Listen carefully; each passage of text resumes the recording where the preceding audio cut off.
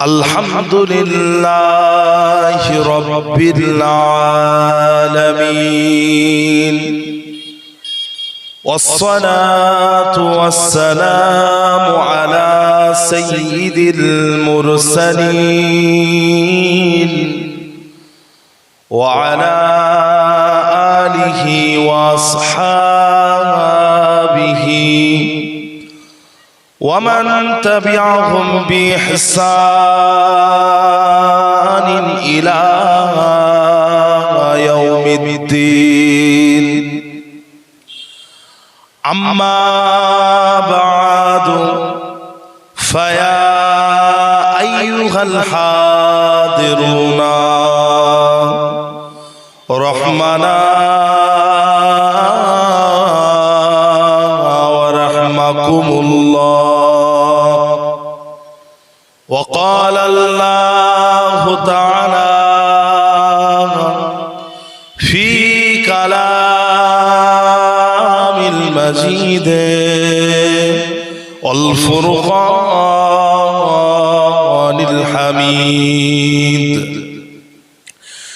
إن الله وملائكته يصلون على النبي يا أيها الذين آمنوا صلوا عليه وسلموا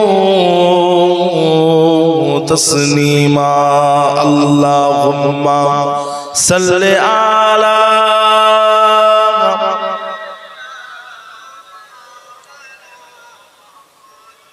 وعلى آل سيدنا.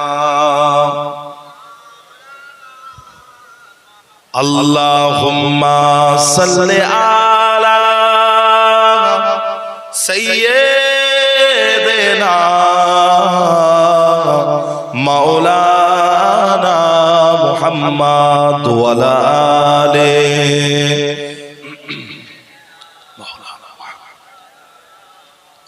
حسبي ربي جل الله ما في قلبي غير الله نور محمد صلى الله حق لا إله إلا الله لا إله إلا الله لا إله إلا الله محمد رسول الله. اللهم صل على وعلى آل سيدنا.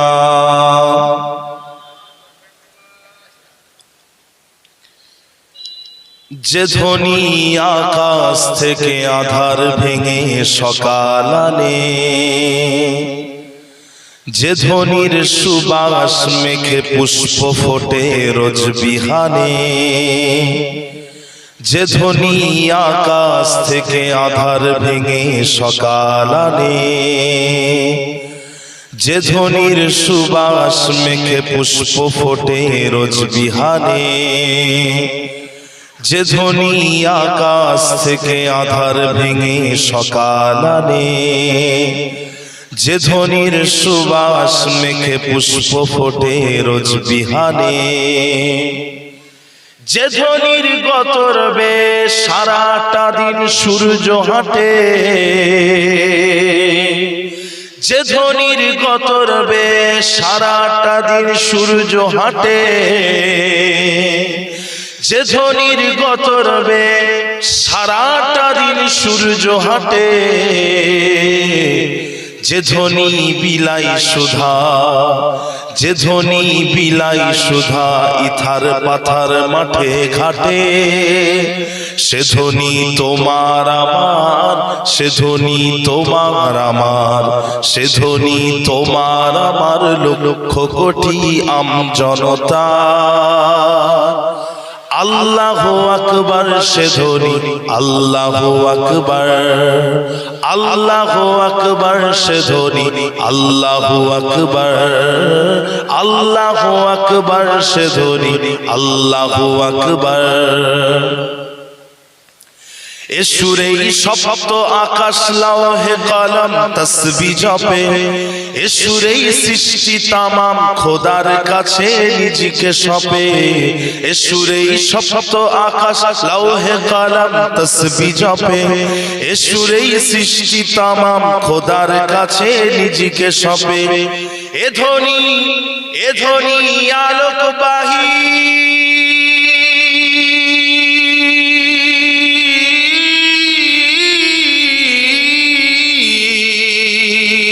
এ ধ্বনি আলোকবাহী সত্য ন্যায়ের পবিত্র সুর।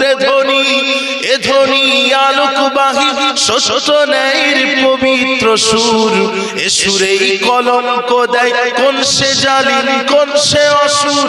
সে ধ্বনি তোমার আমার, সে ধ্বনি তোমার আমার, সে ধ্বনি তোমার আমার লক্ষ কোটি আম জনতা।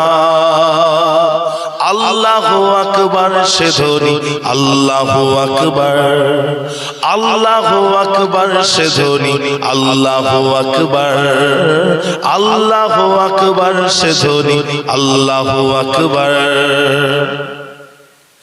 যে ধ্বনির বজ্রাঘাতে দুষ্ট হৃদয় হয় কুপকার, যে ধ্বনির আবিরণে সন্ধ্যাকাশে হয় বাজিমাত, যে ধ্বনির বজ্রাঘাতে দুষ্ট হৃদয় হয় কুপকার, যে ধ্বনির আবিরণে সন্ধ্যাকাশে হয় বাজিমাত। যে ধ্বনি ঝড় তুফানে,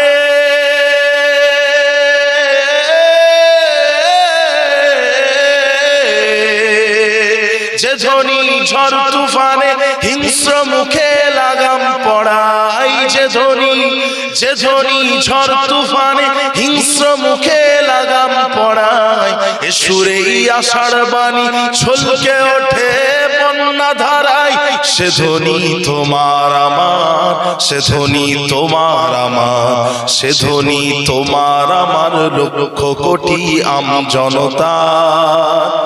আল্লাহু আকবার সে ধ্বনি, আল্লাহু আকবার, আল্লাহু আকবার সে ধ্বনি, আল্লাহু আকবার, আল্লাহু আকবার সে ধ্বনি, আল্লাহু আকবার, আল্লাহু আকবার সে ধ্বনি, আল্লাহু আকবার, আল্লাহু আকবার সে ধ্বনি, আল্লাহু আকবার। আল্লাহুম্মা সাল্লি আলা সাইয়্যিদিনা মাওলানা মুহাম্মদ। একটু ইকোটা কমান না, ইকো কমান, কথা যেন পরিষ্কার বোঝা যায়। আলহামদুলিল্লাহ, সকলে একবার বলি আলহামদুলিল্লাহ।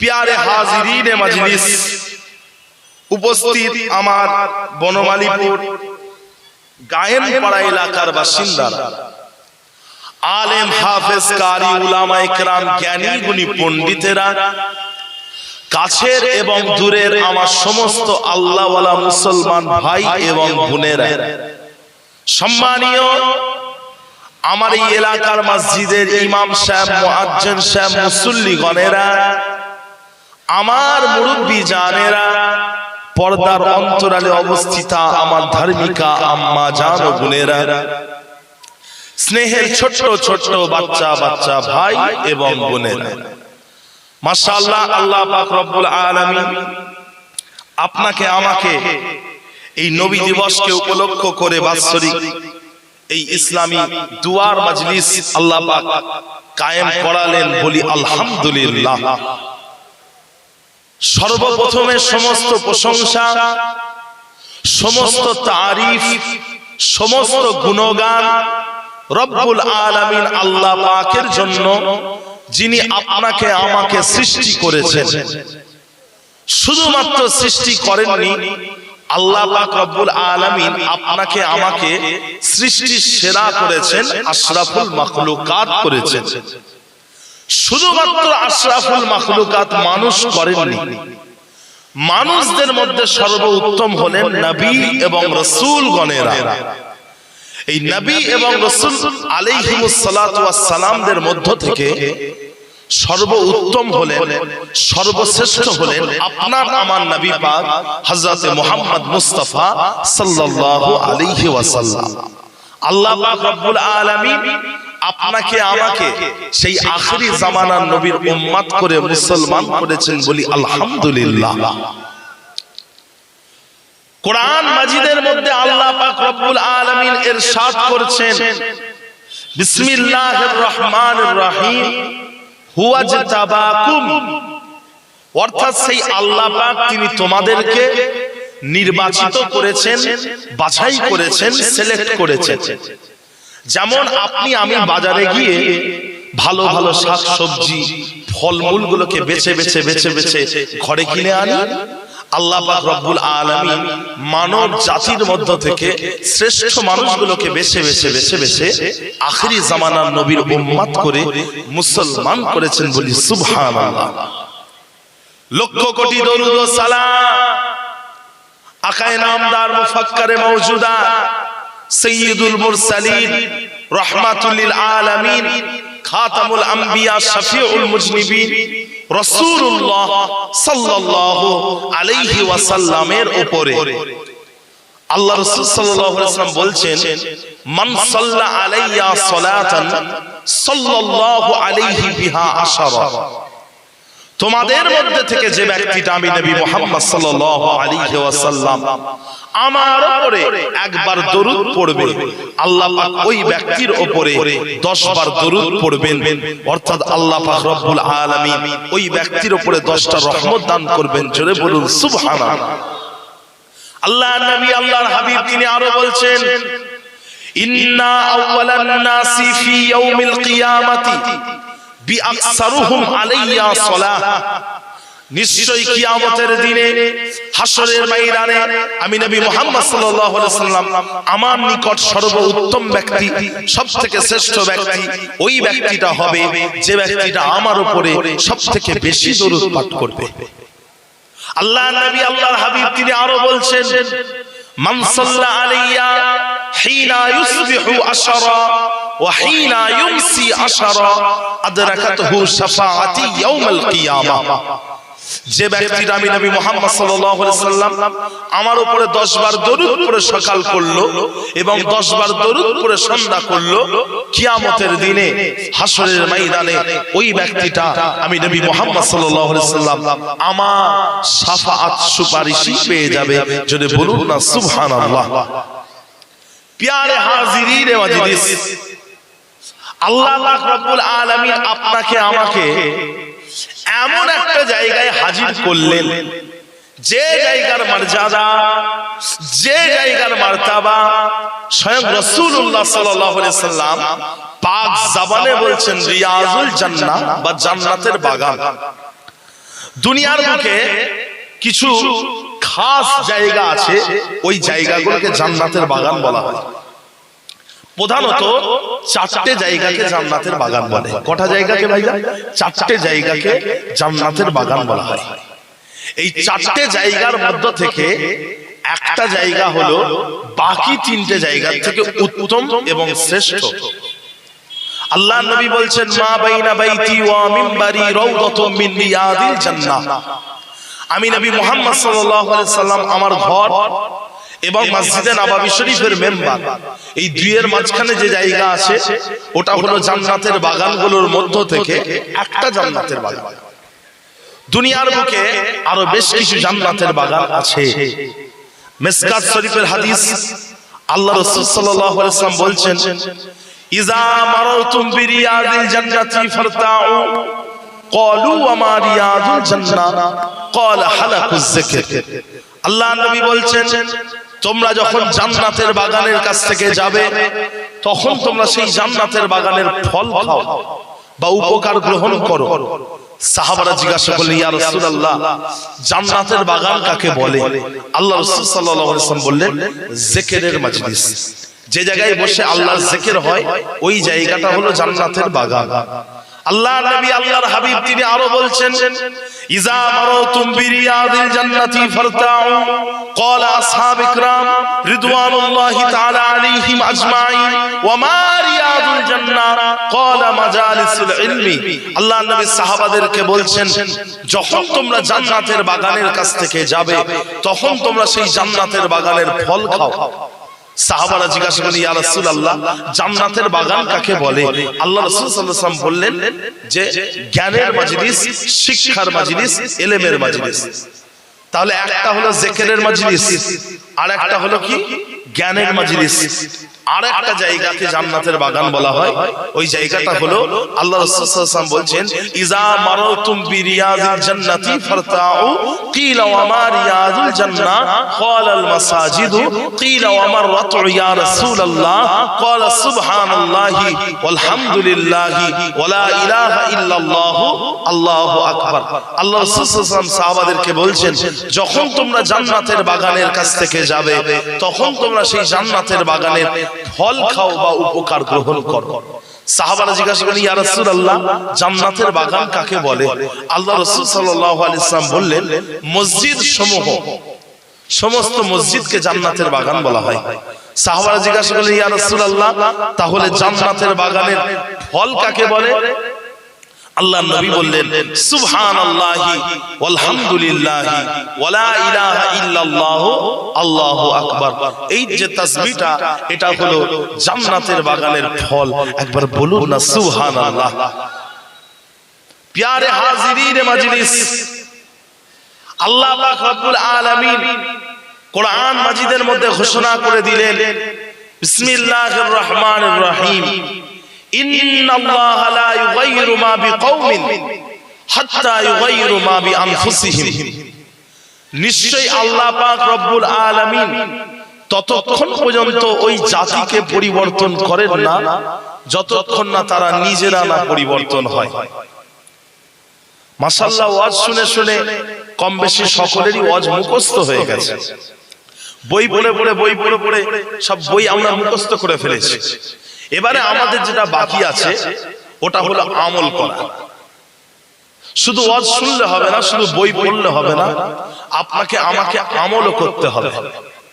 কথা বুঝলেন?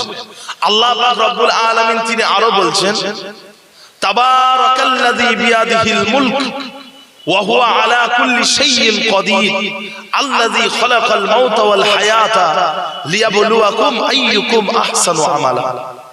আল্লাহ পাক বলছেন আমি জীবনকে সৃষ্টি করেছি এবং মৃত্যুকে সৃষ্টি করেছি তোমাদেরকে পরীক্ষা করার জন্য, তোমাদের কার আমলটা কত সুন্দর, তোমাদের কার আমল কত সুন্দর ওটা আমি আল্লাহ পাক পরীক্ষা করব। আল্লাহ পাক বলেছেন আমি পরীক্ষা নেব। কথা বুঝতে পারছেন? ঈমান আনলেই পরীক্ষার সম্মুখীন হতে হবে। যে ব্যক্তি ঈমান আনবে তাকেই পরীক্ষার সম্মুখীন হতে হবে। কেননা আল্লাহ পাক রব্বুল আলামিন বলছেন আহাসিবান নাসু আন ইউতরাকু আন ইয়াকুলু আমান্না ওয়া হুম লা ইফতানুন। আল্লাহ পাক বলছেন মানুষ কি মনে করে, মানুষ কি মনে করে তারা আমি আল্লাহ, আমাকে তারা বলবে আমরা ঈমান এনেছি আর আমি আল্লাহ তাদের কোনো পরীক্ষা নেব না, তাদেরকে ছেড়ে দেব, তারা পার পেয়ে যাবে, তারা পার পেয়ে যাবে। আমরা বলে দেব আমরা ঈমান এনেছি আর আল্লাহ পাক আমাদের কোনো পরীক্ষা নেবেন না। কথা বুঝতে পারছেন? বিধায় আল্লাহ পাক রব্বুল আলামিন প্রত্যেকটা মানুষকে পরীক্ষার সম্মুখীন করবে।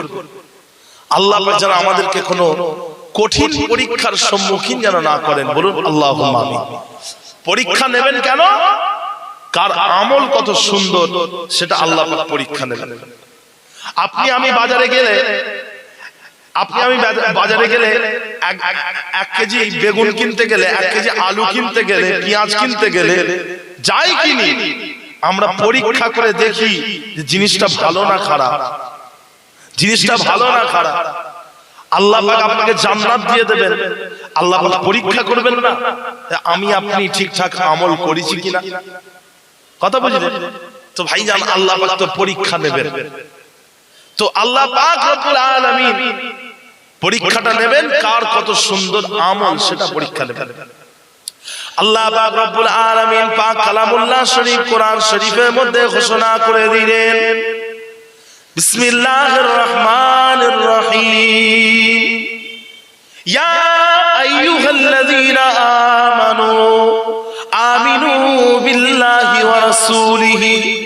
আল্লাহ পাক বলছেন, ও আমার বিশ্বাসী বান্দারা, তোমরা আল্লাহ এবং তার রাসূলের উপরে ঈমান আনো। আল্লাহ পাক বলছেন না, হে মুনাফিকেরা, তোমরা আল্লাহ এবং রাসূলের উপরে ঈমান আনো। আল্লাহ পাক বলছেন না, হে কাফেরেরা, তোমরা আল্লাহ এবং রাসূলের উপরে ঈমান আনো। আল্লাহ পাক বলছেন না, হে মুশরিকরা, তোমরা আল্লাহ এবং তার রাসূলের উপরে ঈমান আনো। আল্লাহ পাক বলছেন, ও ঈমানদারেরা, তোমরা আল্লাহ এবং তার রাসূলের উপরে ঈমান আনো।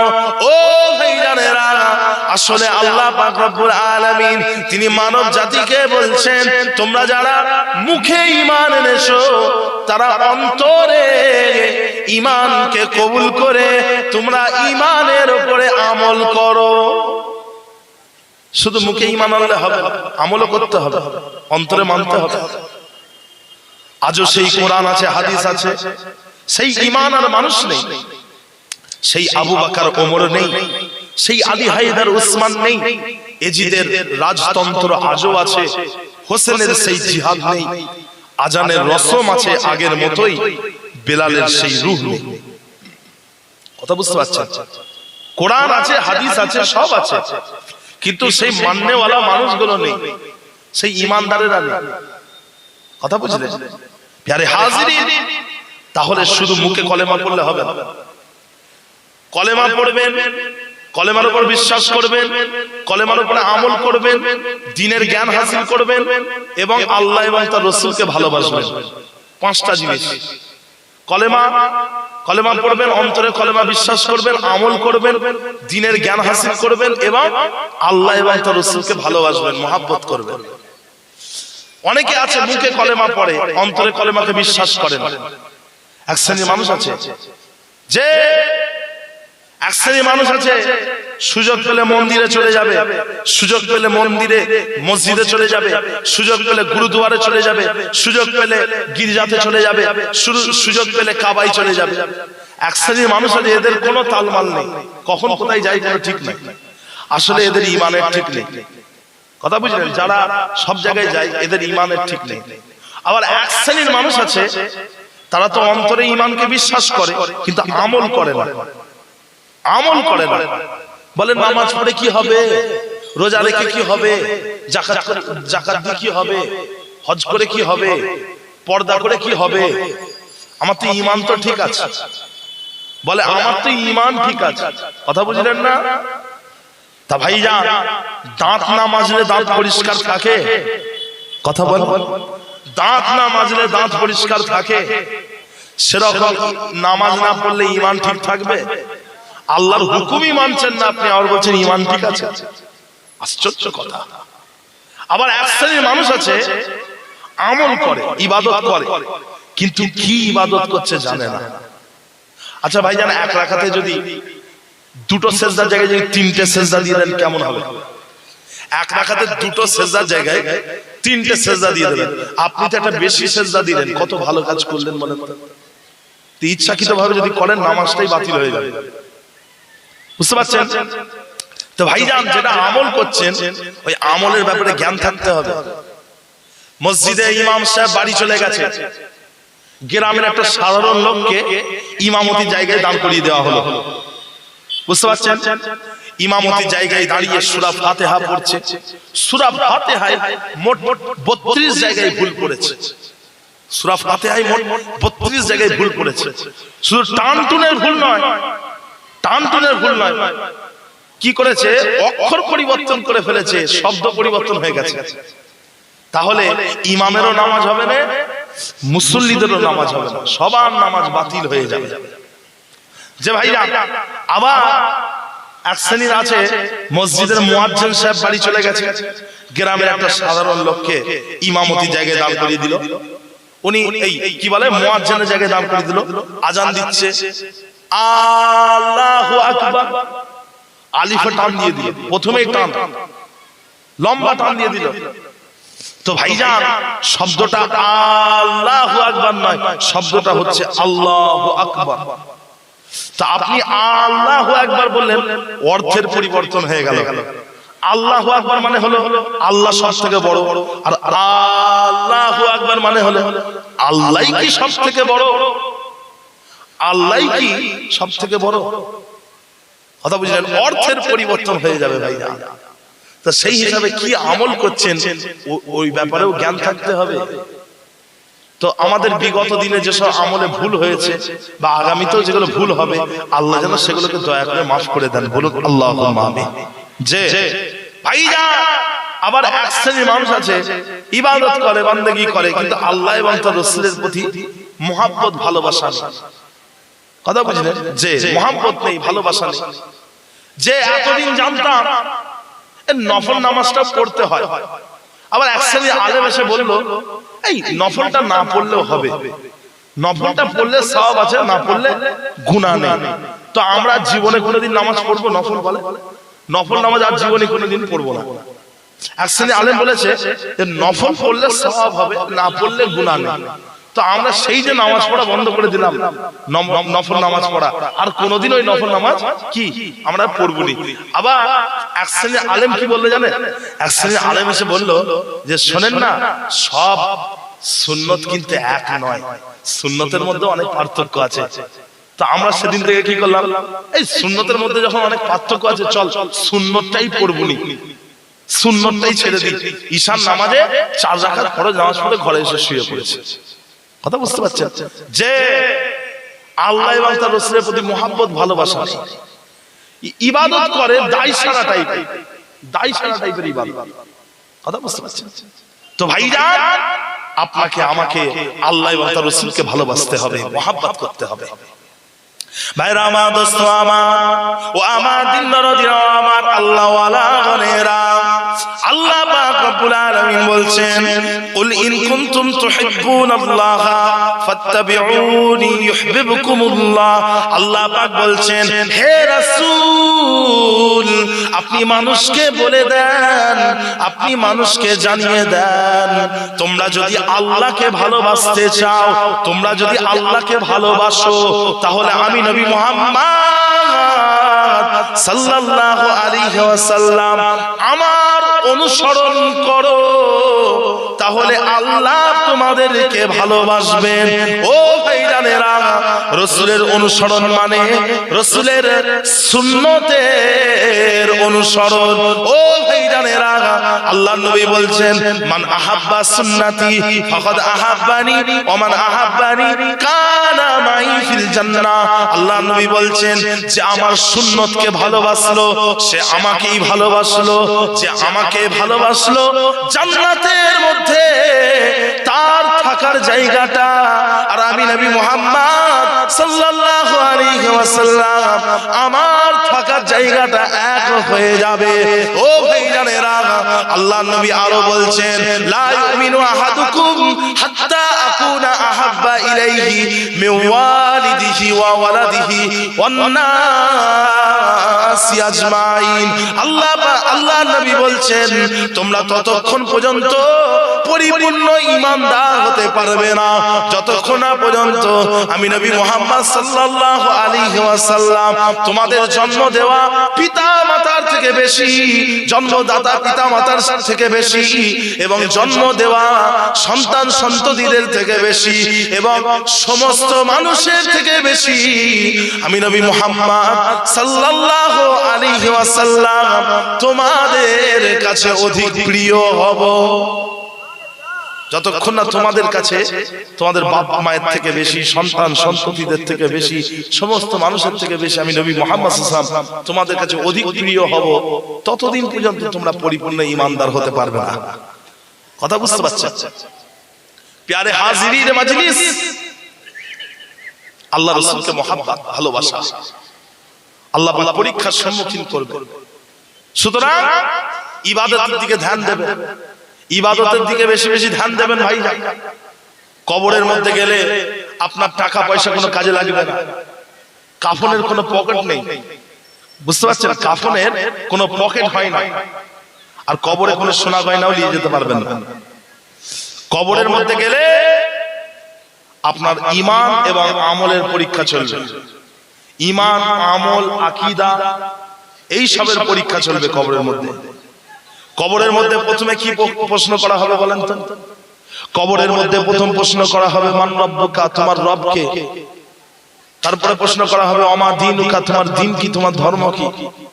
তারপরে প্রশ্ন করা হবে অমা তাকুলু ফি হাযার রাজুল আল্লাযী বুইসা ফীকুম।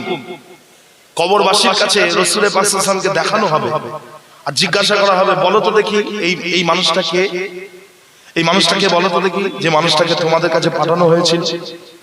যদি ঈমান নিয়ে এবং নেক আমল নিয়ে যদি আপনি আমি কবরের মধ্যে যাই, এই সব প্রশ্নগুলোর আমরা কি উত্তর দিয়ে দিতে পারবো। যখন প্রশ্ন করবে মান রব্বুকা, আমরা বলবো রব্বি আল্লাহ, আমাদের রব হলেন আল্লাহ। যখন প্রশ্ন করবে ওমা দীনুকা, তোমার দিন কি, তোমার ধর্ম কি, আমরা উত্তর দিয়ে দেব দীনি আল ইসলাম, আমাদের ধর্ম হলো ইসলাম।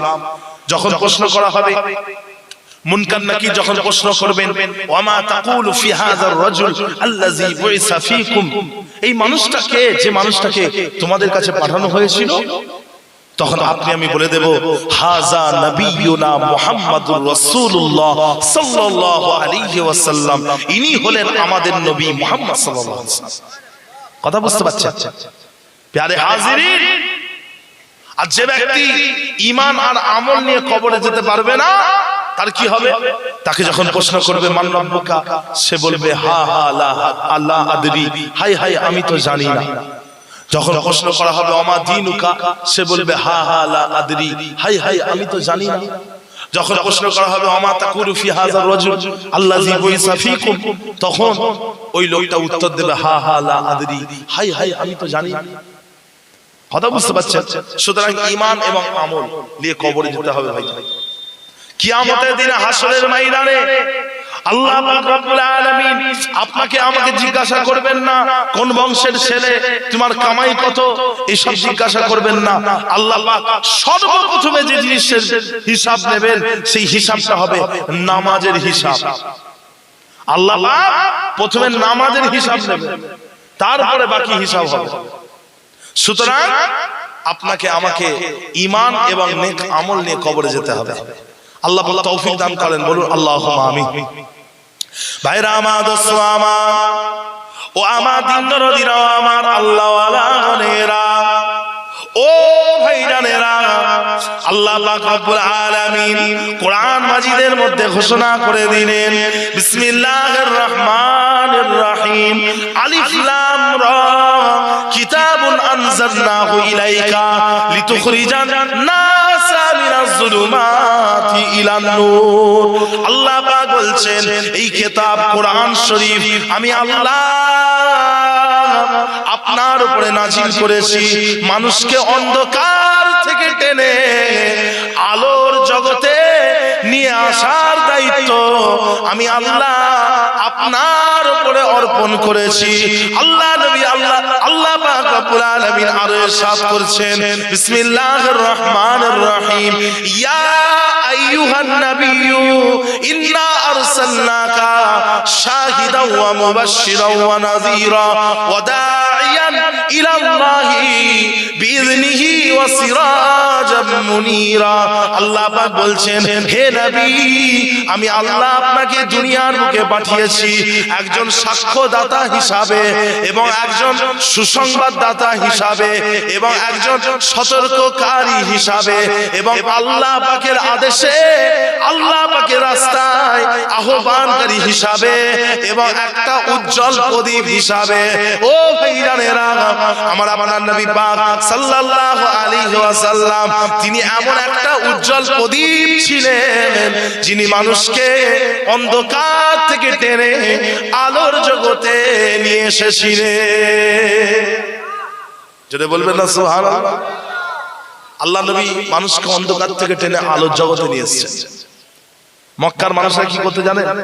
মক্কার মানুষেরা বাপ হয়ে মেয়েকে কবর দিত জীবিত, বাপ হয়ে মেয়েকে জীবিত কবর দিত। ছোট ছোট কবিতাকে কেন্দ্র করে বড় বড় যুদ্ধ হতো, দেবদেবীর উপাসনা করত। কাবা শরীফের ভেতরে 360টা মূর্তি রেখেছে। বুঝতে পারছেন? কঠিন পরিস্থিতি। আফ্রিকার কালো মানুষদের উপর অত্যাচার করত, কালো মানুষদেরকে নিজেদের গোলাম, নিজেদের চাকর করে রাখত। কথা বুঝতে পারছেন? আর মেয়ে ছেলেদেরকে নিজেদের ভোগের বস্তু, আনন্দের বস্তু মনে করত। তো ভাইরা, ইসলাম যখন এলো তখন এই সমস্ত খারাপ কাজগুলো, আইয়ামে জাহেলিয়াতের কাজকর্মগুলোকে ইসলাম বিরোধিতা করলো। সেই জন্যই তো আল্লাহর নবী খারাপ হয়ে গেছে, সেই জন্যই তো আল্লাহর রাসূল ওদের কাছে খারাপ হয়ে গেছে। আল্লাহর নবীর উপরে একের পর এক অত্যাচার বয়ে এসেছে। প্রায় দীর্ঘ 13 বছর ধরে মক্কার কাফেররা আল্লাহর নবীর উপরে অত্যাচারের একটা রোলার চালিয়ে দিল, বুলডোজার চালিয়ে দিল আল্লাহর রাসূলের বডির উপর দিয়ে, অত্যাচারের বুলডোজার। কথা বুঝতে পারছেন? দীর্ঘ 13 বছর কোন অত্যাচারটা আল্লাহর রাসূলের উপর করেনি? সমস্ত রকম অত্যাচার করেছে। তারপরে আল্লাহর রাসূল সাল্লাল্লাহু আলাইহি ওয়াসাল্লাম মক্কা থেকে মদিনায় চলে গেলেন, সেখানে গিয়ে ইসলামের প্রচার করতে লাগলেন। কথা বুঝলেন? সাহাবায়ে কেরামরা যারা ঈমান এনেছিলেন তারাও হিজরত করে চলে গেলেন, মক্কা থেকে মদিনায় চলে গেলেন। এবারে কি হলো? দীর্ঘ 8 বছর পরে, কত বছর পরে? 8 বছর পরে আল্লাহর রাসূল সাল্লাল্লাহু আলাইহি ওয়াসাল্লাম ফিরে এসেছেন। মক্কা থেকে চলে গেলেন মদিনায়, আবার 8 বছর পরে ফিরে এসেছেন। এবারে আর দুর্বল হয়ে আসেননি, এবারে শক্তিশালী হয়ে এসেছেন। আল্লাহ রাসূলকে আল্লাহ পাক এতটাই ক্ষমতা দিয়েছেন যে আল্লাহ নবী যদি বলে যে অমুক কাফেরের গর্দানটাকে কেটে দাও, সাহাবারা যাবে তার চুলের মুঠিটাকে ধরবে, তার গলাটাকে কেটে নিয়ে চলে আসবে। এমন একটা ক্ষমতা আল্লাহ রাসূল সাল্লাল্লাহু আলাইহি ওয়াসাল্লামকে দিয়েছেন। অত ইজ্জু মান তাশা ওয়া তুযিল্লু মান তাশা। আল্লাহ ইজ্জত সম্মানের মালিক হলেন আল্লাহ পাক। ইজ্জত সম্মানের কি মালিক হলেন আল্লাহ পাক। যে আল্লাহ পাক রব্বুল আলামিন আরো বলছেন যে ইন্না মাআল উসরি ইউসরা, নিশ্চয়ই কঠিনের পরেই সহজ আছে, কঠিনের সাথেই সহজ আছে। একটা ভালো দিন দেখার জন্য আপনাকে অনেক কটা খারাপ দিন দেখতে হবে।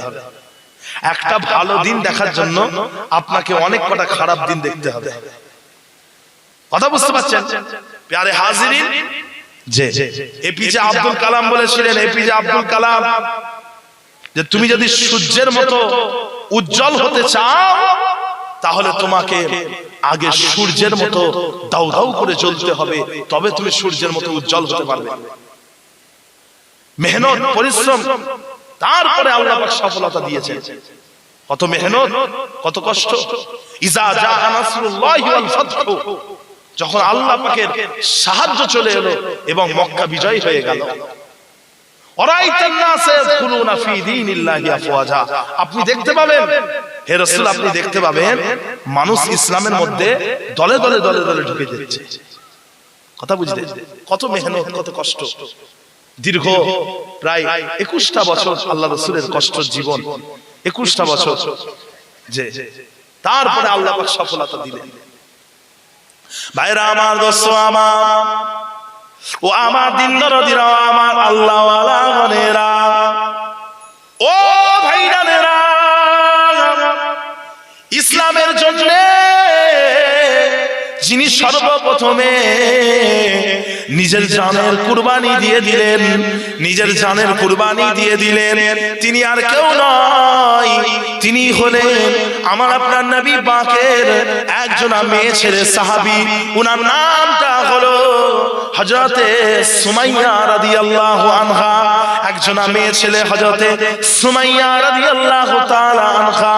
উনার স্বামীর নাম হলো হযরতে ইয়াসির, হযরতে ইয়াসির রাদিয়াল্লাহু আনহু। আর উনার ছেলের নাম হলো হযরতে আম্মার, হযরতে আম্মার রাদিয়াল্লাহু তাআলা আনহু। ও ভাইজানেরা, স্বামী, স্ত্রী এবং ছেলে, ইনারা তিনজনেই ইসলাম কবুল করলেন। আর ইসলাম কবুল করার জন্য কাফেরদের বিভিন্ন রকম অত্যাচার এবং গালাগালির সম্মুখীন হলেন, তথাপিও তারা ইসলামকে ভুলে গেলেন না। ইসলাম থেকে তিনারা এক চুল পরিমাণেও সরে গেলেন না। ও ভাইজানেরা, একদিন হযরত সুমাইয়া রাদিয়াল্লাহু আনহাকে আবু জেহেল একটা খুঁটিতে বেঁধে ফেললো, অন্য একটা খুঁটিতে হযরত সুমাইয়া রাদিয়াল্লাহু আনহুর ছেলে হযরত আম্মারকে অন্য একটা খুঁটিতে বেঁধে ফেললো। আবু জেহেল একটা খুঁটিতে হযরত সুমাইয়াকে বেঁধেছে, আর একটা খুঁটিতে ওনার ছেলেকে বেঁধেছে, হযরত আম্মারকে বেঁধে ছেলেকে বলছে যে ঈমান ছাড়বে কিনা বলো।